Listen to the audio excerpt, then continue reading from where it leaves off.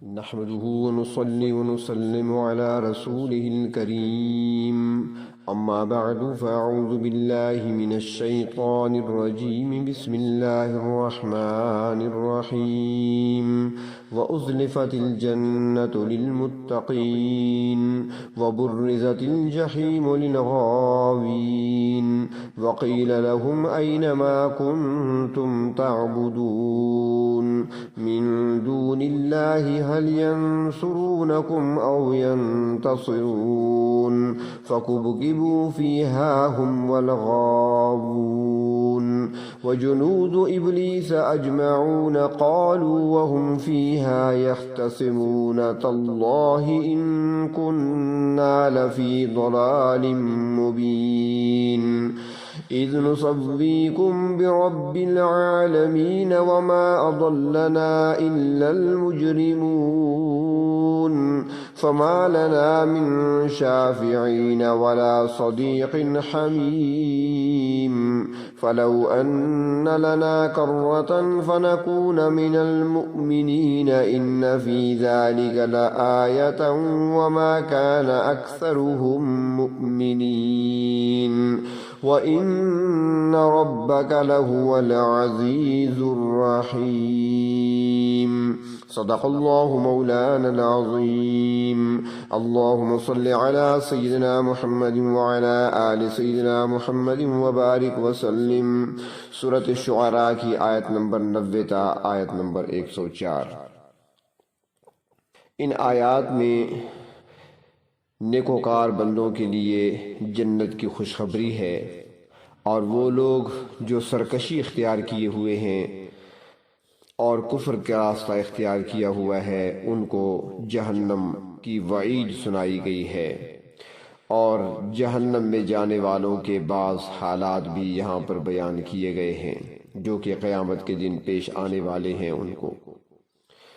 ارشاد فرمایا وَأُزْلِفَتِ الْجَنَّةُ لِلْمُتَّقِينَ، اور جنت متقیوں کے قریب کر دی جائے گی۔ قرآن پاک میں 2 طریقے بیان کیے گئے ہیں،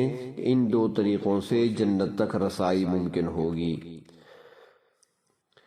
یہ قرآن حکیم کا ایک طرز بیان ہے، یعنی جنت جو متقی لوگ ہیں ان کے قریب کر دی جائے گی، اور سورۃ قاف میں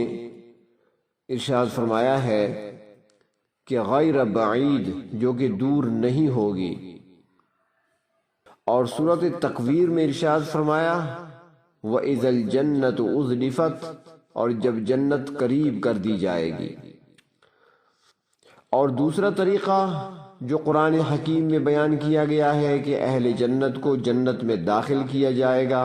سورۃ النحل میں ارشاد فرمایا جنات عدن یدخلونہا، کہ ہمیشہ رہنے کے لیے باغات ہیں جن میں وہ داخل ہوں گے۔ اور سورۃ الزمر میں ارشاد فرمایا گیا ہے کہ فرشتے اللہ کے نیک بندوں کو گروہ در گروہ جنت کی طرف لے جائیں گے، اور جنت کے دروازے ان کے لیے کھول دیے جائیں گے،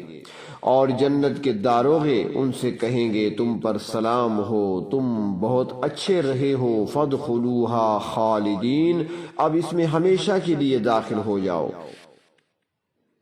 فرماتے ہیں کہ اس کا مطلب یہ بھی ہو سکتا ہے کہ جنت یا دوزخ لوگوں سے حجاب میں ہوں گے، اور پھر جب وہ حجاب اٹھا دیا جائے گا، وہ پردہ اٹھا دیا جائے گا، تو پھر جنتی لوگ جنت کو اپنے قریب ہی پائیں گے۔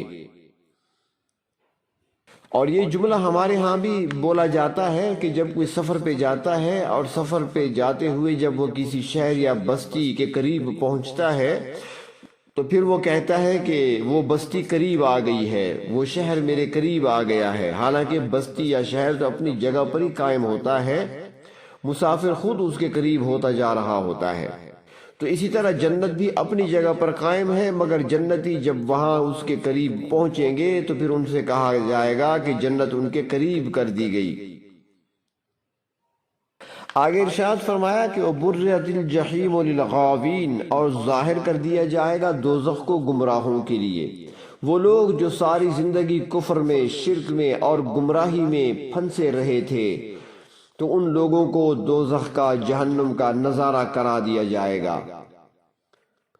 جیسا کہ سورۃ المعارج میں ارشاد فرمایا کلا انہا لظیٰ نزاعۃ للشویٰ، یہ بھڑکتی ہوئی آگ ہے جو کھال ادھیڑ کر رکھ دے گی۔ مفسرین کرام یہ بھی لکھتے ہیں کہ جہنم میں سے ایک گردن نکلے گی جو گناہگاروں کی طرف غضبناک ہو کر دیکھے گی، اور وہ جہنم ایسا شور مچائے گی کہ دل اڑ جائیں گے، کلیجے ہل جائیں گے، اور پھر مشرکین سے کہا جائے گا وَقِيلَ لَهُمْ أَيْنَ مَا كُنْتُمْ تَعْبُدُونَ مِن دُونِ اللَّهِ، کہاں ہیں تمہارے وہ باطل معبود جن کو تم اللہ کے سوا دنیا میں پوجا کرتے تھے؟ هَلْ يَنْصُرُونَكُمْ، کیا آج وہ تمہاری مدد کر سکتے ہیں؟ او يَنْتَصِرُونَ، یا وہ بدلہ لے سکتے ہیں؟ مگر وہاں پر کوئی جواب وہ نہیں دے سکیں گے۔ فَكُبْكِبُوا فِيهَا هُمْ وَالْغَاوُونَ، پھر وہ اور تمام نافرمان جہنم میں اوندھے منہ ڈال دیے جائیں گے، اور کوئی ان کی مدد نہیں کر سکے گا، نہ ان کی مدد کو کوئی پہنچ سکے گا۔ اور صرف یہ نہیں بلکہ وہ جنود و ابلیس اجمعون، اور شیطان کے تمام لشکر بھی جہنم میں ڈال دیے جائیں گے، جو لوگوں کو بہکایا کرتے تھے، دنیا میں کفر اور شرک پر آمادہ کیا کرتے تھے۔ قالوا وهم فیہا یختصمون، اور دوزخ میں پہنچنے والے آپس میں جھگڑتے ہوئے کہیں گے تاللہ ان کننا لفی ضلال مبین، اللہ کی قسم ہم تو کھلی گمراہی میں تھے۔ اس وقت وہ لوگ اقرار کریں گے کہ ہم نے دنیا میں درست راستے کا انتخاب نہیں کیا تھا، ہم نے حق راستے کو چھوڑ دیا تھا، اور ہم باطل پر ڈٹے رہے تھے اور غلط راستوں پر چلتے رہتے تھے۔ اذ نسویکم برب العالمین، جبکہ ہم تمہیں پروردگار عالم کے ساتھ برابر کرتے تھے۔ وما اضلنا الا المجرمون، ہم تو ان مجرموں یعنی گناہگاروں نے گمراہ کر دیا تھا۔ یعنی اس وقت جو چھوٹے لوگ ہیں وہ اپنے بڑوں کی طرف اشارہ کریں گے، وہ اپنے بڑوں کو ہی مورد الزام ٹھہرائیں گے کہ وہ ہم سے اپنی عبادت کراتے رہے، اپنی مرضی کے کام کراتے رہے، اللہ کی نافرمانی ہم سے کراتے رہے، ہم نے اللہ تبارک و تعالی کا حکم سمجھ کر ان کی تابعداری کی، اور جو کچھ وہ ہم سے کہتے تھے ہم ان کی مانتے رہے، ہم نے اسی کو دین سمجھا جو انہوں نے ہمیں بتایا تھا۔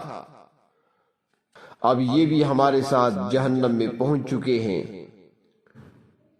وہ کہیں گے فما لنا من شافعین، آج ہماری سفارش کرنے والا کوئی نظر نہیں آتا، آج کوئی ایسا نہیں ہے جو ہمیں اس عذاب سے چھڑا سکے۔ ولا صدیق حمیم، اور نہ ہی کوئی محبت کرنے والا دوست ہے جو آج دوستی کا حق ادا کر سکے۔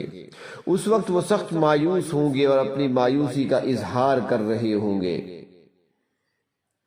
اور پھر آپس میں وہاں پر ایک دوسرے سے پوچھیں گے فَلَوْ أَنَّ لَنَا كَرَّةً فَنَكُونَ مِنَ الْمُؤْمِنِينَ، کیا ایسا بھی ہو سکتا ہے کہ دنیا میں دوبارہ لوٹ جائیں اور وہاں جا کر ایمان لانے والوں میں ہم بھی شامل ہو جائیں؟ اور اس بار اگر ہم دنیا میں لوٹ بھی گئے تو ہم کفر اور شرک کے قریب نہیں جائیں گے، نہ ہم شیطان کی مانیں گے، نہ ہم اللہ کے سوا کسی کی پوجا کریں گے، نہ ہمیں کوئی دھوکہ دے سکے گا، بلکہ ہم صرف اللہ رب العزت کی وحدانیت پر ایمان لے کر آئیں گے۔ تو کیا ایسا ہو سکتا ہے کہ ہمیں دوبارہ بھیج دیا جائے؟ مگر یہ ان کی ایک حسرت ہوگی جو کبھی پوری نہیں ہو سکے گی۔ وہاں پر وہ اپنی حسرت کا اظہار کریں گے، اور اللہ تبارک و تعالیٰ ان کے اعمال کو حسرت کی صورت میں ان کو دکھائیں گے۔ وما هم بخارجین من النار، مگر وہ دوزخ سے کبھی نکل نہیں سکیں گے، ان کی حسرت دل ہی میں رہ جائے گی۔ سورۃ سجدہ میں بھی ارشاد فرمایا گیا ہے کہ مجرم لوگ اپنے رب کے سامنے سرنگوں ہو کر کھڑے ہوں گے اور عرض کریں گے ہمارے پروردگار، ہم نے سب کچھ اپنی آنکھوں سے دیکھ لیا اور سن لیا، فرجعنا نعمل صالحا، ہمیں دنیا میں واپس بھیج دیجئے، اب ہم اچھے اعمال کریں گے، اب ہم نیکیاں کریں گے، اب آپ کی نافرمانی نہیں کریں گے، اب اطاعت کی زندگی گزاریں گے۔ مگر ان کو جواب ملے گا وَذُوقُوا عَذَابَ الْخُلْدِ بِمَا كُنْتُمْ تَعْمَلُونَ، اب اپنی کارگزاری کے بدلے میں ہمیشہ کا عذاب چکھو، اب تم واپس دنیا میں نہیں جا سکتے، جو کچھ دنیا میں تم کرتے رہے ہو وہ تمہارے سامنے آ چکا ہے، اب تم نے چونکہ وہاں پر نافرمانی ہی کی تھی، گمراہی کے راستے کا انتخاب کیا تھا، اصل اور حقیقت والے راستے کو چھوڑ دیا تھا، اللہ کی بات کو نہیں مانا تھا، اللہ کے نبیوں کی بات پر کان نہیں دھرے تھے، تو اب واپس نہیں جا سکتے، اب اس عذاب کا مزہ تمہیں چکھنا ہوگا۔ فرمایا ان فی ذلک لآیہ، بے شک اس میں البتہ نشانی ہے، اور وہ یہ ہے کہ حضرت ابراہیم علیہ السلام نے اپنی قوم کے سامنے اللہ تبارک و تعالیٰ کی وحدانیت کی جو دلیلیں پیش کیں، اور جس انداز سے حضرت ابراہیم علیہ السلام نے اپنی قوم کو سمجھایا اور اللہ رب العزت کی طرف دعوت دیتے رہے، تو اگر ان دلائل پر غور کیا جائے تو ہر انسان کے دل میں اور دماغ میں پیدا ہونے والے شکوک و شبہات ختم ہو سکتے ہیں۔ ہر انسان ان دلائل پر غور کر کے بڑی آسانی سے اپنے رب کو پہچان سکتا ہے، رب کی معرفت کو حاصل کر سکتا ہے۔ فرمایا وَمَا كَانَ أَكْثَرُهُم مُؤْمِنِينَ، ان میں سے لوگوں کی اکثریت ایمان سے محروم رہتی ہے، ان کو آج اللہ کی توحید سمجھ میں ہی نہیں آ رہی، وہ اپنے کفر اور شرک پر ڈٹے ہوئے ہیں۔ فرمایا کہ یاد رکھو وَإِنَّ رَبَّكَ لَهُوَ الْعَزِيزُ الرَّحِيمُ، بے شک آپ کے پروردگار زبردست ہیں۔ آج تو دنیا کی زندگی میں یہ لوگ اپنے پروردگار کی توحید کو نہیں سمجھ رہے، نہیں تسلیم کر رہے ہیں، مگر قیامت کا دن آنے والا ہے، وہاں پر ان کو پتہ چل جائے گا کہ جن چیزوں کو اللہ کے ساتھ شریک ٹھہرایا کرتے تھے وہ چیزیں کہاں چلی گئیں، وہ ان کے باطل معبود کہاں چلے گئے، اور ان کو پتہ چل جائے گا کہ جس رب کی طرف ان کو بلایا جاتا تھا وہ رب کتنے زبردست طاقت اور قوت والے ہیں، اور وہ کس قدر غالب ہیں۔ سورۃ یوسف میں ارشاد فرمایا واللہ غالب علی امرہ ولکن اکثر الناس لا یعلمون، اللہ تعالیٰ اپنے ہر کام پر غالب ہیں، اور اللہ کے ارادے اور مشیت میں کوئی چیز حائل نہیں ہو سکتی۔ اللہ تبارک و تعالیٰ جو کرنا چاہیں کوئی رکاوٹ نہیں بن سکتا، مگر اکثر لوگ اس بات کو نہیں جانتے اور وہ گمراہی کے راستے پر چل پڑتے ہیں اور اسی گمراہی پر ہی ڈٹے رہتے ہیں۔ تو جہاں وہ زبردست اور غالب ہیں وہاں وہ رحیم بھی ہیں، یعنی جب بھی کوئی بندہ سرکشی اور نافرمانی کی زندگی کو چھوڑ کر اپنے رب کے دروازے پر آ جائے، اللہ تبارک و تعالیٰ کی وحدانیت کو تسلیم کر لے، اللہ تبارک و تعالیٰ کے سامنے اپنے سر کو جھکا دے، اطاعت کے لیے اپنی گردن جھکا دے اور اپنی سابقہ زندگی پر ندامت کو اختیار کر لے، آئندہ کے لیے اچھائی کا عزم کر لے، تو وہ نہایت رحم کرنے والے پروردگار ہیں اور وہ معاف بھی کر دیتے ہیں۔ سورۃ انعام میں ہے کتب علی نفسہ الرحمہ، اس ذات نے اپنے اوپر رحمت کو واجب کر رکھا ہے،